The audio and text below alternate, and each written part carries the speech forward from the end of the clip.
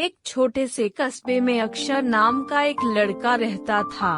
बचपन में ही पिता की मृत्यु हो जाने के कारण परिवार की आर्थिक स्थिति बड़ी दयनीय थी। अक्षर की माँ कुछ पढ़ी लिखी जरूर थीं, लेकिन उतनी पढ़ाई से नौकरी कहाँ मिलने वाली थी। सो घर घर बर्तन मांजकर और सिलाई बुनाई का काम करके किसी तरह अपने बच्चे को पढ़ा लिखा रही थी। समीर स्वभाव से थोड़ा शर्मीला था और अक्सर चुपचाप बैठा रहता था। एक दिन जब वो स्कूल से लौटा तो उसके हाथ में एक लिफाफा था।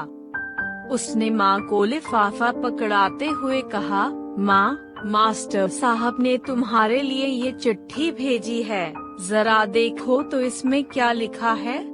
माँ ने मन ही मन चिट्ठी पढ़ी और मुस्कुराकर बोली, बेटा, इसमें लिखा है कि आपका बेटा काफी होशियार है स्कूल के बाकी बच्चों की तुलना में। इसका दिमाग बहुत तेज है और हमारे पास इसे पढ़ाने लायक शिक्षक नहीं है, इसलिए कल से आप इसे किसी अन्य स्कूल में भेजें। यह बात सुनकर अक्षर को स्कूल न जा सकने का दुख तो हुआ, पर साथ ही उसका मन आत्मविश्वास से भर गया कि वो कुछ खास है और उसकी बुद्धि तीव्र है। माँ ने उसका दाखिला एक अन्य स्कूल में करा दिया। समय बीतने लगा। अक्षर ने खूब मेहनत से पढ़ाई की। आगे चलकर उसने सिविल सर्विसेज परीक्षा भी पास की और IAS ऑफिसर बन गया। अक्षर की माँ अब बूढ़ी हो चुकी थी और कई दिनों से बीमार भी चल रही थी और एक दिन अचानक उनकी मृत्यु हो गई। अक्षर के लिए ये बहुत बड़ा आघात था। वह बिलख बिलख कर रो पड़ा। उसे समझ नहीं आ रहा था कि अब अपनी माँ के बिना वो कैसे जिएगा। रोते रोते ही उसने माँ की पुरानी अलमारी खोली और हाथ में उनकी माला, चश्मा और अन्य वस्तुएं लेकर चूमने लगा।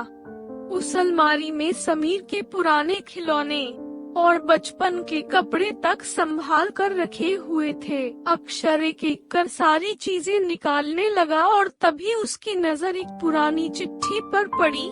दरअसल ये वही चिट्ठी थी जो मास्टर साहब ने उसे 18 साल पहले दी थी। नम आंखों से अक्षर उसे पढ़ने लगा। आदरणीय अभिभावक, आपको बताते हुए हमें अफसोस हो रहा है कि आपका बेटा अक्सर पढ़ाई में बेहद कमजोर है और खेलकूद में भी भाग नहीं लेता है।